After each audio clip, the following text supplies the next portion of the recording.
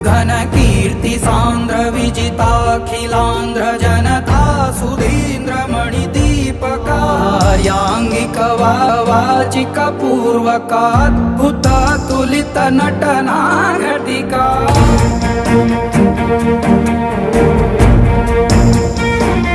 నిరీతులుగా ఇన్నిన్ని పాత్రలుగా నిందర్శింపజేయగల జ్ఞానదర్పణము. Hit TV అభిమాన ప్రేక్షకులకు స్వాగతం. నేను మీ నాగేంద్ర కుమార్.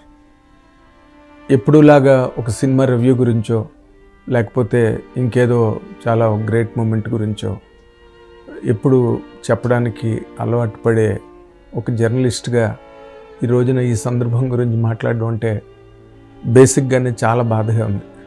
ఎందుకంటే సినిమా పరిశ్రమకి గొప్ప నటులు రావడమే చాలా అరుదైపోతున్న రోజుల్లో, అది ఏ దశలోనైనా ఎప్పుడైనా గొప్ప నటులు ఇండస్ట్రీకి రావడం, సినిమాలు విజయవంతంగా ఆడడానికి ఆ డైరెక్టర్లు రాసుకున్న క్యారెక్టర్లను పండించగలిగే సత్తా సామర్థ్యం ఉన్న నటీనటులు సినిమా పరిశ్రమకు రావడం అనేది చాలా అరుదుగా జరుగుతుంటుంది. ఆ అరుదుగా జరిగిన అటువంటి అరుదైన నటులు ఒకసారి కనుమరుగైనప్పుడు దాదాపుగా చాలా అంటే గుండె ఎక్కడో ఒకసారి కలవరపడుతుంది. ఇప్పుడు నేను ఎవరి గురించి చెప్తున్నానో మీకు అర్థం చేసుకుని ఉంటారు. కోట శ్రీనివాసరావు గారు అనే ఒక నటుడు నిజంగా ఆయన సినిమా ఇండస్ట్రీలోకి రావడం కేవలం అవుట్ ఆఫ్ గ్రేట్ ప్యాషన్.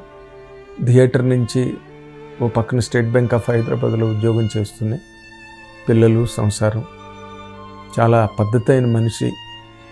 అక్కడుండి సినిమాల్లో ట్రై చేసుకుంటుంటే జంజాల్ గారు ఏదో ఒక చిన్న క్యారెక్టర్ మొట్టమొదటి ఇవ్వడం జరిగింది.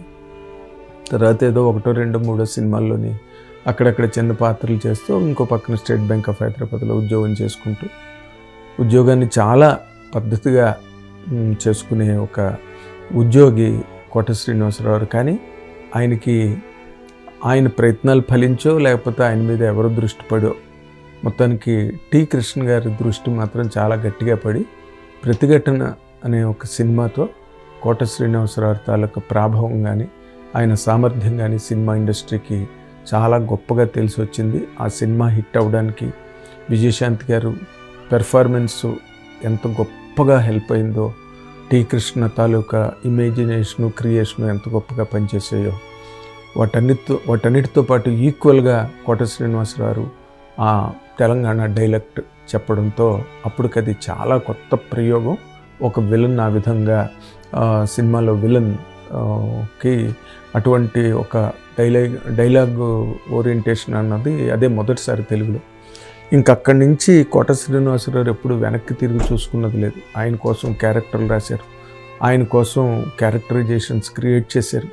అండ్ ఆయనలో ఉన్న గొప్పతనం ఏంటంటే డైరెక్టర్ రైటర్ రాసిన క్యారెక్టర్స్ని థియేటర్ నుంచి వచ్చిన వ్యక్తిగా చాలా గొప్పగా ఇంప్రవైజ్ చేసుకుని ఆ క్యారెక్టర్ని డైరెక్టర్కి ఎంతో హెల్ప్ అయ్యి ఆ క్యారెక్టర్ని ఏ విధంగా మార్చచ్చు, ఆ మేనరిజమ్స్ కానివ్వండి లేకపోతే బాడీ లాంగ్వేజ్ కానివ్వండి, ఏదైనా ఏ క్యారెక్టర్కి ఆ క్యారెక్టర్ కొత్తగా కనిపించే విధంగా చేయడంలో కోట శ్రీనివాసరావు తాలూకు కాంట్రిబ్యూషను డైరెక్టర్లకి ఎంత ఉన్నదో పర్సనల్గా నాకు తెలుసు.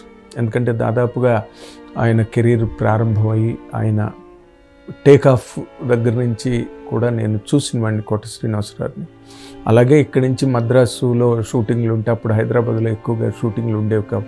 మద్రాసు షూటింగ్లకు వచ్చినప్పుడు ఆయన పడిన పడిగాపులు, ఆయన పడిన కష్టాలు, ఆయన పడిన ఇబ్బందులు, ఆ ట్రైన్స్ లేట్గా రావడం, ఆయన హోటల్కి వెళ్ళి మళ్ళీ తయారై మళ్ళీ సెట్కి పరిగెత్తి రావడం, డైరెక్టర్లు ఆయన మీద కోప్పడడం, ఏమి చేయలేని నిస్సహాయ స్థితి ఆయనది. కానీ ఎప్పుడు ఎక్కడ కూడా తన టెంపర్మెంట్ని కోల్పోకుండా చాలా అణకువగా ఒబీడియంట్గా డైరెక్టర్ల దగ్గర కానీ సీనియర్ యాక్టర్ల దగ్గర కానీ ఆయన ఎంత బాగా దాన్ని మేనేజ్ చేసుకున్నారో నేను కళ్ళారా చూశా. అది చాలా కష్టం. మనిషి ఎక్కడో అక్కడ తన టెంపర్మెంట్ని లూజ్ అవ్వడం, లేకపోతే ఎక్కడో అక్కడ తన సహజ సిద్ధమైన మనిషికి ఉండే ఆ కోపతాపాలు ప్రదర్శించడం అలాంటివి చాలా సర్వసాధారణంగా జరుగుతుంటాయి. ఎందుకంటే ఎంతకని ఎవరైనా దాన్ని తీసుకోగలుగుతారు. ఎదుటివాళ్ళు తోలనాడినా, లేకపోతే ఎదుటివాళ్ళు తక్కువ చేసి మాట్లాడినా ఎంతకని ఎవరైనా తీసుకోగలరు.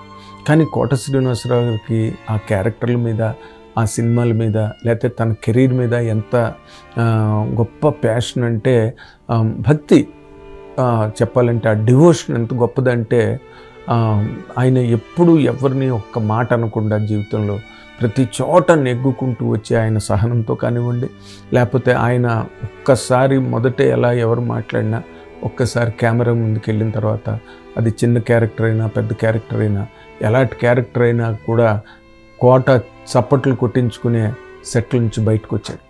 అంతే తప్పితే ఎప్పుడు ఎవరి చేత కోట బాగా చెయ్యలేదు అని అనిపించుకున్నది మొత్తం ఆయన కెరీర్లోనే ఏ రోజున లేదు. ఆయన సీనియర్స్ని ఎంత గొప్పగా గౌరవించేవారంటే, ఒకరోజు అశోక హోటల్లో కైకాల సత్యనారాయణ గారు, గొల్లపూడి మారుతున్నారు వాళ్ళందరూ కలిపి 2 గంటలకి మిడ్నైట్ షూటింగ్ ఫినిష్ చేసుకుని అశోక హోటల్కి వచ్చారు. అప్పుడు అందరూ అశోక హోటల్నే, ఎంత గొప్ప నటులైనా అశోక హోటల్, లక్డీ కపుల్లో ఉండే అశోక హోటల్లో ఉండేవారు, లేకపోతే ద్వారకా హోటల్లో ఉండేవారు. అంటే మిడ్నైట్ వచ్చిన తర్వాత మాకు మంచి కాఫీ తాగాలందయ్యా కోట, ఎక్కడి నుంచైనా అరేంజ్ చేసి పెట్టు అంటే, అతను హోటల్లో ఫ్లాస్క్ సంపాదించుకుని ఆ ఫ్లాస్క్ పట్టుకుని మరి ఆ మిడ్నైట్ 2 o'clockకి ఎక్కడి నుంచి ఆ కాఫీ తీసుకొచ్చారో నాకైతే తెలియదు, కానీ 2:30కో 3కో ఆ కాఫీ పట్టుకుని ఆయన హోటల్కి రావడం, ఆ కాఫీ తాగి వాళ్ళిద్దరూ పడుకోవడం, కోటకి థ్యాంక్స్ చెప్పడం నాకు తెలుసు. ఇలాంటి సందర్భాలు ఆయన, అంటే కోడి రామకృష్ణ గారు ఆయన్ని ఎక్కువ ఎక్స్ప్లైట్ చేశారు. శత్రువు సినిమా మళ్ళీ మరొక మైల్ స్టోన్ కోట శ్రీనివాసరావు క్యారెక్టర్లో. ఆయన కోసం అని రాసి ఆయన డైలాగులు, ఈ హోటల్లో జలపాతాలు ఎవడు పెట్టాడు రా బాబు అని ఆయన అంత గొప్పగా చేయగలుగుతున్నాడు అని కోడి రామకృష్ణ గారు ప్రతిక్షణం సెట్లో అనేవారు. భలే యాక్టర్ అండి, భలే యాక్టర్ అండి కోట శ్రీనివాసరావు అనేవారు. అండ్ కోటకి ఎంత శత్రువు సినిమా హిట్ అవ్వడానికి ఆ రోజుల్లో కోట క్యారెక్టరు, కోట తాలూకు టాలెంట్ ఏదైతే ఉందో అది 100% ప్లస్ అయింది. అందుకే ఒక సినిమా అని కాదు, ఒక మెగాస్టార్ చిరంజీవి గారి సినిమాలోనండి, వెంకటేష్ గారు, నాగార్జున గారు, బాలకృష్ణ గారు, ఎనీ ఫిల్మ్ కోట ఉన్నాడు అంటే కనుక ఆ కోట క్యారెక్టరైజేషను, ఆయన తాలూకా ఆ డిఫరెంట్ అప్రోచ్ క్యారెక్టర్ని హ్యాండిల్ చేయడంలో అలాంటివన్నీ కూడా కోట శ్రీనివాసరావు చాలా అద్భుతంగా చేసిన సందర్భాలు సినిమా ఇండస్ట్రీలో అందరికీ తెలిసినవే. ఈ రోజున ఆయన పోయారు అనగానే ఎందుకు అంతమంది కథలు వచ్చారు అంటే దానికి అదే కారణం. ఎందుకంటే నటుడుగా కోట శ్రీనివాసరావు మీద అంత గౌరవం సినిమా ఇండస్ట్రీలో ఆయన సంపాదించుకున్నారు. వ్యక్తిగా కూడా ఆయన చాలా సాధు స్వభావి బేసిక్గా, అండ్ గొప్ప సంప్రదాయవాది. ప్రతి దానిలోని స్నేహబంధాన్ని మాత్రమే వెతుక్కున్న ఒక మంచి మనస్సున్న మనిషి అనమాట. స్నేహబంధమే అందరితోనే ఆయనకి. అందరూ చాలామంది మా మీడియాలో కానీ ఇండస్ట్రీలో కానీ ఆయన బాబాయ్ అని పిలిచిన వాళ్ళు చాలామంది ఉన్నారు. అబ్బాయి అని ఆయన పిలవడం ఆయనకు అలవాటు. ఆయన సీనియర్ ఆర్టిస్టులతో పాటు తనదైన ఒక కాంటెంపరీస్ ఎవరైతే ఉన్నారో, బ్రహ్మానందం గారు, బాబు మోహన్ గారు అన్నాడు, వాళ్ళందరితో కూడా అంత సఖ్యంగా ఒక కుటుంబ బంధాన్ని ఆయన మెయింటైన్ చేయగలిగారు. ఆ రోజుల్లో అయితే అసలు యాక్చువల్గా అప్పుడే తెలుగులో, అంటే ఆంధ్రప్రదేశ్లో, కంబైన్డ్ ఆంధ్రప్రదేశ్లో షూటింగ్లు చేస్తే రాయితీలు ప్రకటించిన సంవత్సరం. అప్పటి నుంచి ఇంకా కోట గారు, బ్రహ్మానందం గారు, బాబు మోహన్ గారు అసలు ఇంటి దగ్గర ఉన్న సందర్భమే లేదు.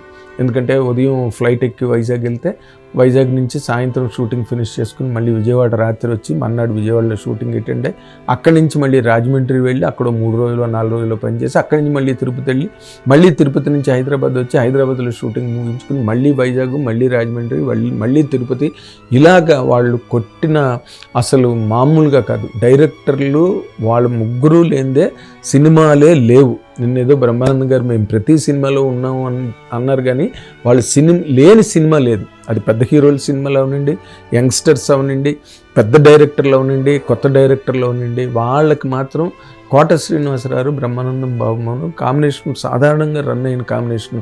ఆ కాంబినేషన్లో వాళ్ళు అంటే కోట గారు అయితే మీరు చెప్పాలంటే ఒక కూలి వాళ్ళలాగా పనిచేశాడు సినిమా ఇండస్ట్రీలో. కూలి వాళ్ళు కూడా ఎక్కడో ఒకడో రెస్ట్ తీసుకుంటారు, ఎక్కడో ఒకడో వాళ్ళు పని వదిలేసి వెళ్ళిపోతారు, పని మానేసి వెళ్ళిపోతారు, డబ్బైనా వదులుకుంటారు. కానీ కోట శ్రీనివాసరావు మాత్రం గొప్ప, అసలు ఆ లేబర్ అన్నది సినిమా కెరీర్లో ఆయన పడ్డ ఆ అవస్థలు, ఇంకా షూటింగ్లకి దగ్గర తీసుకెళ్ళిన తర్వాత వాళ్ళకి రైటర్లు ఎలాంటి క్యారెక్టర్లు రాసేవారంటే బురదలో దొల్లడాలు, గొయ్యల్లో దిగిపోవడాలు, లేకపోతే ఇంకో రకం అన్నీ డిఫికల్ట్గా ఉండే క్యారెక్టరైజేషన్స్ అన్నిటినీ కూడా కోట శ్రీనివాసరావు భరించారు. ఆయనతో పాటు బ్రహ్మానందం బాబుమోహన్ గారు కూడా భరించారు. కాకపోతే కోట శ్రీనివాసరావుకి మెయిన్ లీడ్ క్యారెక్టర్ అవడం, బ్రహ్మానందం గారిది కమిడియన్ క్యారెక్టర్ అవడం, పక్కనే సపోర్టింగ్ క్యారెక్టర్ బాబుమోహన్ గారు ఉండడం, వీళ్ళన్నిటికీ character, main character, centre of the attraction అన్నది కోట శ్రీనివాసరావు. ఆ రోజు రంగారావు దగ్గర నుంచి మనం తీసుకుంటే రంగారావు మహానటుడు, దానికి ఎవరూ కాదనలేని విషయం. కానీ ఆ రోజుల్లో పాత్రలు చాలా ఒద్దికగా ఉండేవి, గంభీరమైన పాత్రలు ఉండేవి. డైలాగు, ఆ పర్సనాలిటీస్, రంగారావుకు ఉండే ఆ రెస్పెక్ట్ ఇండస్ట్రీలో, అవన్నిటితో వాళ్ళ క్యారెక్టరైజేషన్లు కూడా ఆ రోజునున్న పద్ధతిగా రచయితలు రాసేవారు. క్యారెక్టర్లు విలనీయే కావచ్చు, ఇంకొక సెంటిమెంటల్ క్యారెక్టర్ కావచ్చు, ఫ్యామిలీ డ్రామా కావచ్చు, ఏదైనా కావచ్చు. కానీ కోట శ్రీనివాసరావు గారు ఒక ప్రతినాయకుడిగా కానీ లేకపోతే ఒక క్యారెక్టర్ ఆర్టిస్ట్గా ఎదిగిన టైంకి సినిమా ఇండస్ట్రీలో కథలు మారిపోయినాయి, రచయితల తాలూకు ఆలోచనలు మారిపోయి, డైరెక్టర్స్ తాలూకు ఇమాజినేషన్స్ మారిపోయి బాగా మాస్ ట్రెండ్ వచ్చేసింది.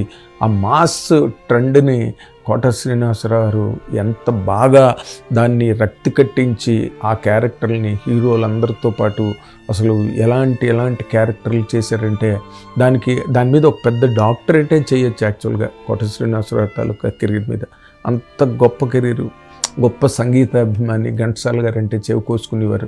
అండ్ ఘంటసాల గారి పద్యాలు, పాటలు అంటే ఎవరు వాటిని పాడగలిగినా వాళ్ళని ఒళ్ళో కూర్చోబెట్టుకుని వాళ్ళ గురించి సంగీత డైరెక్టర్లకి చెప్పి, ఇగో ఈ కుర్రాడు బాగా పాడతాడు, ఆ కుర్రాడు బాగా పాడతాడు అని అందరి గురించి చెప్పి, అందరితోని కలిపికోరుగా ఉండి ఒక కుటుంబ సభ్యుల్లాగా సినిమా ఇండస్ట్రీలో ఉన్న అతి తక్కువ మంది ఆర్టిస్టుల్లో కోట శ్రీనివాసరావు గారు ప్రప్రథమంగా ఆయన పేరు చెప్పాలి. అది దాంట్లో ఆయన నటుడుగా ఎంత గొప్పగా రాణించి సినిమా ఇండస్ట్రీలో ఎన్నో సినిమాల విజయాలకి కారణమయ్యారో, అలాగే ఒక వ్యక్తిగా కోట శ్రీనివాసరావు ఆయన ఇంటికి ఎవరు వెళ్ళినా కూడా ఎండాకాలం కొత్త ఆవకాయ పెడితే, కొత్త ఆవకాయ వచ్చిందయా భోజనం చేయడానికి రండి అని చెప్పి ఆయన మిస్సెస్ ఎంతో చక్కగా ఆతిథ్యం ఇచ్చి వాళ్ళని సత్కరించి, వాళ్ళు ఎంతమందికి ఆర్థికంగా కూడా ఆయన సాయం చేయడం నాకు తెలుసు. ఎవరు కష్టం వచ్చి పిల్లల చదువుల కోసం లేకపోతే ఇంకో రకమైన కష్టం వచ్చి గుమ్మంలోకి వెళ్తే వాళ్ళందరికీ కూడా వాళ్ళు అడిగినంత ఇచ్చి మరి సాయం చేసి, పోనీ ఇంత తీసుకోండి, మిగిలింది మీరు మేనేజ్ చేసుకోండి అని కూడా అనకుండా వాళ్ళకి ఎంత అవసరమైతే అంత అవసరం వాళ్ళకి తీర్చి పంపించిన సందర్భాలు చాలా ఉన్నాయి. అది ఆ అవసరాలు పొందిన వాళ్ళు, ఆ సహాయం పొందిన వాళ్ళకి అందరికీ నేను ఏం చెప్తున్నానో, ఎవరి గురించి చెప్తున్నానో వాళ్ళందరికీ అర్థమవుతుంది. కాకపోతే ఆయన ఎప్పుడూ కూడా ఏంటంటే ఆయన కుడి చేతితో చేసిన పని ఎడమ చేతికి తెలియకుండానే మెయింటైన్ చేసుకుంటూ వచ్చారు. ఆ గుణం లేదు ఆయనలో. బయటకు వచ్చి బాహాటంగా నేను వీళ్ళకి అది చేశాను, వాళ్ళకి అది చేశాను అని చెప్పుకునే గుణం లేదు కోట శ్రీనివాసరావులో. నేను చెప్పా కదా ఇందాకలో, చాలా సాధు స్వభావి, సహజమైన మనిషి. అండ్ ఎక్కడి నుంచి తన రూట్స్ ఎక్కడి నుంచి వచ్చి ఏ విధంగా తను ఎదిగారో ఆ రూట్స్ని మర్చిపోని ఒక మంచి స్వచ్ఛమైన వ్యక్తిత్వం కోట శ్రీనివాసరావు తాలూకా చిరునామాగా మనం చెప్పచ్చు.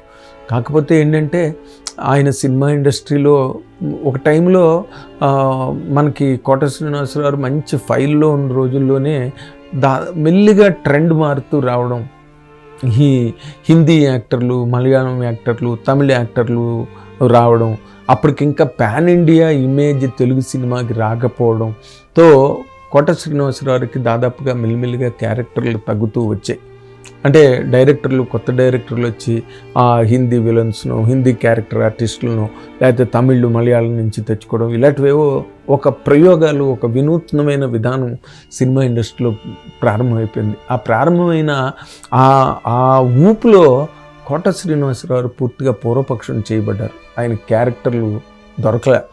ఆయన క్యారెక్టర్లు చేయడానికి అంత అద్భుతమైన నటుడు ఇంకో రకంగా చెప్పాలంటే ఏ హిందీలోనో, ఏ మలయాళంలోనో, ఏ తమిళ్లోనో కనుక పుట్టుంటే అతని తాలూకా కీర్తి ప్రతిష్టలు నిజంగా దేశవ్యాప్తమై నేషనల్ వైడ్ అనమాట. అంటే ఒక పాన్ ఇండియా యాక్టర్ ఆ రోజుల్లోనే ఆయన అయిపోయి ఉండేవారు. కాకపోతే తెలుగు నటులకు అది చాలా తక్కువ మంది అవకాశం వచ్చింది. ఓ రంగారావు తమిళ్లో వరకు ఆయన పాపులర్ అయ్యారు, తమిళ బ్రహ్మాండంగా మాట్లాడేవారు. భానుమతి గారు తమిళ నటి అయ్యారు. అండ్ సావిత్రి గారు తమిళ నటిగానే గుర్తింపు, తమిళ నటిగానే ఆవిడ స్థిరపడిపోయారు తమిళనాడులో. ఇవన్నీ కానీ పాన్ ఇండియా ఇమేజ్ అన్నది ఏ రోజున రాని పరిస్థితులు. తర్వాత అదే పరిస్థితి కోట శ్రీనివాసరావు నటుడుగా సీనియర్గా ఎదిగిన తర్వాత కూడా మార్పు చేర్పులతో తెలుగు యాక్టర్లలో ముఖ్యంగా క్యారెక్టర్ ఆర్టిస్టులు కోట శ్రీనివాసరావు చేసే కైండ్ ఆఫ్ క్యారెక్టర్స్కి తక్కువ భాషా నటుల్ని, ఇతర పరభాషా నటుల్ని ఎంచుకోవడం అన్న ఒక ఉద్ధృతమైన ప్రయత్నంలో కోట శ్రీనివాసరావు మరుగున పడిపోయారు. చాలా కాలం ఆయనకి క్యారెక్టర్స్ లేకపోవడం అన్నది, ఆయన అనుభవించిన ఆ బాధని కూడా నాకు తెలుసు పర్సనల్గా. అండ్ ఆ తర్వాత రోజుల్లో ఏంటంటే గబ్బర్ సింగ్లో చాలా మంచి క్యారెక్టర్ చేయించారు. అండ్ గబ్బర్ సింగ్లో ఆ పాట కూడా తాగుబోతులం మేము అనే పాట కూడా కోట చేత బలవంతం పెట్టి పాడించారు దేవిశ్రీ ప్రసాద్ వాళ్ళు. అండ్ కీరవాణి గారు కూడా చేసేసారు, బాగుంటుంది మీరు పాడితే బాగుంటుంది అని చెప్పి. ఆయన మొహమాట పడుతూనే పాడారు, కానీ ఆ పాట మాధ్యనాల్లోకి చాలా బాగా వెళ్ళింది, ఆ క్యారెక్టర్ బాగా పడింది గబ్బర్ సింగ్ సినిమాలో. మనం ఆ పాట ఎప్పటికీ మర్చిపోలేము. మాస్టర్స్ అసలు అయితే మర్చిపోలేరు, ఎందుకంటే ఆయనకుండే ఆ సంగీత అభిమానం చేత ఆ పాట ఆయన చేత పాటించారు. తర్వాత విషయాల్లోకి కనుక ఆయన వ్యక్తిగతంగా చూసుకుంటే ఏంటంటే క్యారెక్టర్లో పక్కన తగ్గడం. సరే వాళ్ళ అబ్బాయి కూడా చేతికందుకు వచ్చాడు, ఆ అబ్బాయి కూడా సినిమా యాక్టర్ అవబోతున్నాడు. అండ్ కోట శ్రీనివాసరావు తాలూకు పర్సనల్ కార్యక్రమాలు కానీ ఉండి, లేకపోతే ఇంకోటి కానీ ఇంటికి సంబంధించినవి, ఆయన పర్సనల్ అకౌంటెన్సీకి సంబంధించిన విషయాలన్నీ వాళ్ళ అబ్బాయి దగ్గర నుండి చూసుకున్నాడు. చాలా సమర్థుడైన కొడుకు కోట శ్రీనివాసరావు అబ్బాయి. కానీ అతను కూడా అర్ధాంతరంగా లేదా చాలా అనుకోని పరిస్థితుల్లో ప్రమాదం జరిగి ఆయన చనిపోయిన తర్వాత, వాళ్ళ అబ్బాయి చనిపోయిన తర్వాత దాదాపుగా కోట శ్రీనివాసరావులో సర్వస్వం కోల్పోయినట్టు అయిపోయారు ఆయన. నిజంగా మొదటి రోజుల్లో ఆయన ఎంత కష్టపడి, ఇందాక నేను చెప్పినట్టుగా కూలి పని చేసినట్టుగా కెరీర్లో అంత కష్టపడి ఇంటి పట్టునే లేకుండా ఊళ్ళు తిరుగుతున్నాం, రోజులు షూటింగ్లు చేస్తున్నాం, రాత్రి పగలు చేస్తున్నాం, కాల్ షీట్స్ పని చేస్తున్నాం. ఒక కూలి వాళ్ళకి పనిచేసి తను వ్యక్తిగతంగా కానీ ఉండే, ఆర్థికంగా కానీ ఆయన ఒరిజినల్గానే శ్రీమంతుడు కోట శ్రీనివాసరావు. ఆయన ఒరిజినల్గా వాళ్ళకి భూములు పంటలు అవన్నీ ఉన్న కుటుంబం నుంచి వచ్చిన వ్యక్తి. అయిన తర్వాత ఉద్యోగి, ఆయన ఎప్పుడు ఎవరి దగ్గర చెయ్యి జాపలేదు, ఎవరిని మోసం చేయలేదు సినిమా పరిశ్రమలో. ఏ రకమైన అపవాదులు సినిమా ఇండస్ట్రీలో కోట శ్రీనివాసరావుకి లేవు బేసిక్గా. కాకపోతే ఏంటంటే ఆయన సరదాగా జోకులు వేయడం, సరదాగా కామెంట్లు పాస్ చేస్తే అవన్నీ నవ్వుకున్న చోట నవ్వుకున్నారు, ఎంజాయ్ చేసిన చోట ఎంజాయ్ చేశారు. కానీ అవి ఒక్కొక్కసారి అవి అవతల వాళ్ళకి చురకల్లా తగలడం, లేకపోతే ఏదో మాట అన్నాడు, మాట తూలిపోయాడు కోట అని చెప్పి ఆయన మీద విస్తృతమైన ప్రచారం సినిమా పరిశ్రమలో జరగడం, దానివల్ల కొంత వైషమ్యాలను కూడా ఆయన ఎదుర్కొన్నారు సినిమా పరిశ్రమలో కోటని. ఎందుకంటే ఆయన ఏదో ఒకసారి ఒక సామాజిక వర్గాన్ని దూషించి మాట్లాడారని చెప్పి పెద్దలందరూ కోట మీద ఒక రకమైన కోపం ప్రకటించడం జరిగింది, కోపించారు. ఇంకా సినిమాలు ఉండవు కోటకి అనే ఒక పరిస్థితి సినిమా ఇండస్ట్రీలో వచ్చేసింది. కానీ కరెక్ట్గా అదే టైంకి గణేష్ రావడం, వెంకటేష్ తిరుపతి స్వామి తమిళ డైరెక్టర్, గణేష్ సినిమాకి చాలా మెయిన్ క్యారెక్టర్కి సురేష్ బాబు గారు సైన్ చేసి సినిమా ఇండస్ట్రీలో మళ్ళీ ఆ క్యారెక్టర్తో మళ్ళీ అసలు గణేష్ క్యారెక్టర్ ఎవరు చూసినా కూడా అసలు అలాంటి క్యారెక్టర్ చేయడానికి ఇండియాలో మరొక యాక్టర్ ఉన్నాడా, ఇంకో యాక్టర్ని మనం ఊహించగలమా గణేష్ లాంటి ఆ క్యారెక్టర్ చేసినది. అసలు ఎంత అద్భుతమైన పెర్ఫార్మెన్స్ నిజంగా. అందుకే నేను వెంకటేష్ గారు కూడా శత్రువు, గణేష్ ఎన్ని సినిమాలు వాళ్ళ కాంబినేషన్స్లో పనిచేశారు. ఆయన ఈ మాటలు వల్ల ఆయన ఏదో సామెత చెప్పినట్టు స్టోర్టుపురం పోలీస్ స్టేషన్ వచ్చినప్పుడు టూవర్స్టుపురం పోలీస్ స్టేషన్ అని దాని గురించి చెప్పి, గులాబీ సినిమా వచ్చినప్పుడు రామ్ గోపాల్ వర్మ గుల, కృష్ణవంశీ గుల, రామ్ గోపాల్ వర్మ హాబీ రెండు తీరే అని చెప్పి గులాబీ అని దానికి టైటిల్ పెట్టి సరదాగా మాట్లాడిన మాటలు అనమాట అవన్నీ కూడా. అండ్ బాగా ఎంజాయ్ చేశారు. ఇప్పటికీ సినిమా ఇండస్ట్రీలో కోటాను కానీ ఇవన్నీ అందరూ చెప్తుంటారు అనమాట. అంటే బిఆర్ అంబేద్కర్ సినిమా చేసినప్పుడు ఆయన బొమ్మ ఇలా ఉంటుంది ఎక్కడైనా సరే వేలు చూపిస్తూ. ఆ సినిమా అంత గొప్పగా ఆడలేదు, ఆడకపోతే థియేటర్లో ఆయన విగ్రహం పెట్టారని చెప్పి ఎదురుగుండా థియేటర్కి వెళ్ళండి అని చెప్తున్నాడు అంబేద్కర్ గారు అని ఒక రకమైన చమత్కారంగా ఆయన మాట్లాడడం జరిగింది. ఇలాంటివన్నీ చెప్పుకుని ఎంజాయ్ చేసి నవ్వుకునే పరిస్థితులు పక్కన ఉన్నాయి.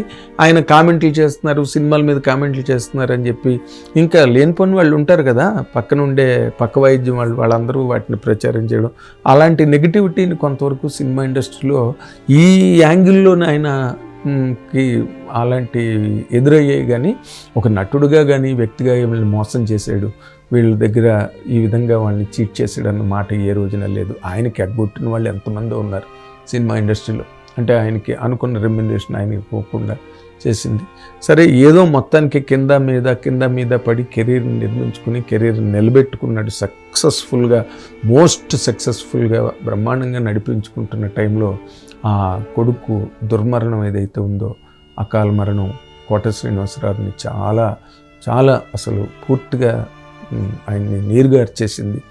చేతికి అందికొచ్చిన ఒక చెట్టంత కొడుకు, సమర్థుడు, బుద్ధిమంతుడు, అలాంటి కొడుకు చేజారిపోవడంతో కోట శ్రీనివాసరావు తాలూకా మొత్తం నిర్వీర్యం అయిపోయాడు కోట శ్రీనివాసరావు అప్పుడే బిగినింగ్. ఆ తర్వాత కూతురుకి కాలిపోవడం, ఇవి కూడా ఆయన్ని చాలా బాధ పెట్టాయి. ఆయన బయటికి చెప్పుకోలేకపోయినా ఈ వీటిల్లో సినిమాలు తగ్గడం. నేను ఎప్పుడు వెళ్ళినా నాతో అనేవారు అనమాట, ఏదో కూర్చున్న క్యారెక్టర్లైనా నాకు ఇవ్వచ్చు కదా అబ్బాయి, మరి ఇంట్లో నాకు బోర్ కొట్టేస్తున్నది ఇంట్లో కూర్చుని అని నాతో అంటుండేవారు. ఇంటర్వ్యూలో కూడా చెప్పారు ఆయన, 3-4 ఇంటర్వ్యూల్లో కూడా ఆ మాట చెప్పడం జరిగింది. కానీ ఇందాక చెప్తున్నాను కదా, ఇప్పుడు ధూళిపాళ్ళ గారిని తీసుకొచ్చి చూడాలనుంది సినిమాలో వీల్ చైర్లో కూర్చోబెట్టి చేయించాడు గుణశేఖర్ గారు. ఆ సినిమా, ఆ క్యారెక్టర్ ఆ సినిమా హిట్. అలాంటి క్యారెక్టర్లు కూడా కోట శ్రీనివాసరావుకి ఎవరు ఆఫర్ చేయలేదు. ఆయన కన్నడంలో చేస్తే కన్నడంలో పేరు తెచ్చుకున్నాడు. అయితే ఈ రోజున ఉన్న పాన్ ఇండియా సిచ్యువేషన్లో ఏంటంటే, మొన్న పుష్ప అవన్నీ రిలీజ్ అయిన తర్వాత మన తెలుగు నటులు అనుకున్న వాళ్ళు, మన తెలుగు ప్రైడ్ అని అనుకున్న వాళ్ళు, ఒక సునీల్ కావచ్చు, లేకపోతే బాహుబలి ప్రభాకర్ కావచ్చు, వీళ్ళందరూ కూడా అదర్ లాంగ్వేజెస్లో అసలు మామూలుగా బిజీ అవ్వలేదు. వాళ్ళు హైదరాబాద్లోనే కనిపించడం మానేశారు.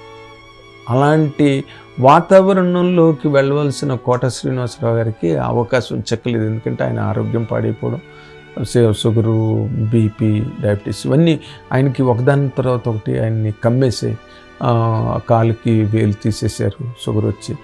ఇవన్నీ ఆరోగ్యం, భార్యకి ఒంట్లో బాగోలేకపోవడం, ఆయనకు ఒంట్లో బాగోలేకపోవడం, ఎదిగిన కొడుకు చేజారిపోవడం, ఇలాంటివన్నిటినీ తట్టుకుని ఆయన ఎవరు ఇంటర్వ్యూ అడిగినా కూడా వెంటనే, అంటే భేషజాలు లేకుండా, నేను ఎందుకు నీకు ఇంటర్వ్యూ ఇవ్వాలి, ఎవరు, మీ ఛానల్ ఏంటి, ఎవరి ద్వారా వచ్చారు, ఇలాంటి రకమైన వాతావరణానికి ఆయన చోటు ఎప్పుడూ ఇవ్వకుండా, ఎవరు ఇంటర్వ్యూ అడిగినా వెంటనే వాళ్ళని ఆనర్ చేసి, ఒక్కరోజు టైంలో వెంటనే ఆయన అనుభవాలు, ఆయన జ్ఞాపకాలు అన్నీ, ఎన్ని బాధలు పడ్డాడు, ఆ మండలాధీశుడు చేసి ఇండస్ట్రీలో అందరి చేత తిట్లు తిన్నాడు.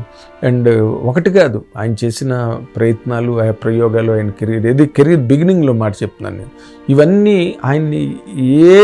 ఆయన్ని కదల్చలేకపోయి, ఏవి ఆయన నీరుగార్చలేకపోయి, అన్నిటినీ తట్టుకున్నాడు, గుండె ధైర్యంతో నిలబడ్డాడు. చాలా పాజిటివ్ యాటిట్యూడ్తో సినిమా ఇండస్ట్రీలోని ఆయన ఒక వడికాలు, ఆయన ఒక వ్యక్తిత్వ వికాసానికి పనికొచ్చే ఒక కంటెంట్గా, ఒక పాఠ్యాంశంగా కోట శ్రీనివాసరావుని పరిగణించవచ్చు. ఎన్ని ఇబ్బందులు పడ్డా, ఎన్ని మాటలు పడ్డా, ఎన్ని ఎదురు దెబ్బలు తిన్నా, ఎప్పుడు సినిమా ఇండస్ట్రీలో మొక్కవని విశ్వాసంతో సినిమా ఇండస్ట్రీలో ముందుకెళ్ళారు. కాకపోతే ఏంటంటే, ఆయన ఏదో విధి వంచనలాగా ఆయనకి కొడుకుపోవడంతో ఆయన పూర్తిగా నిర్వీర్యం అయిపోయారు.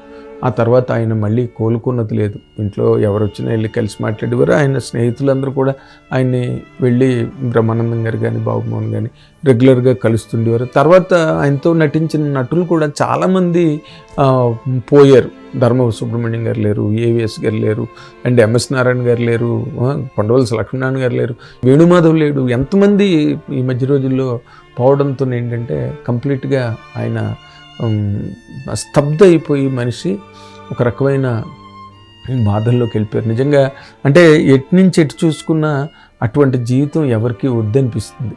ఎందుకంటే నటుడుగా ఆయన కోట శ్రీనివాసరావులా మేము చేయగలమా, లేకపోతే కోటని ఎవరు రిప్లేస్ చేయలేరు. 100% దెర్ ఇస్ నో డౌట్. ఒక రంగారావుకి ఎలాగైతే రిప్లేస్మెంట్ లేదో, కోట శ్రీనివాసరావుకి కూడా రిప్లేస్మెంట్ లేదు.